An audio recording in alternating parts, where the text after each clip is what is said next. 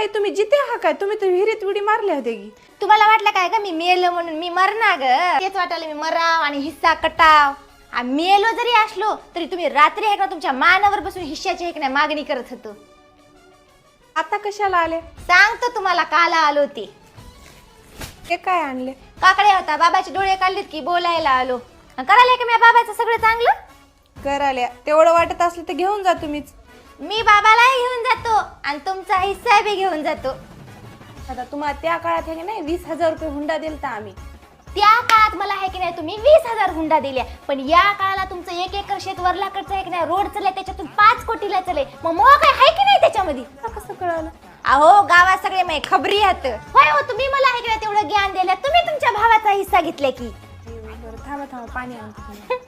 तुमच्या तर जळता जळणा चले की हो. अगं मी रोज बातम्या बघतो, कोर्टाने त्या दिल्लीच्या सांगलंय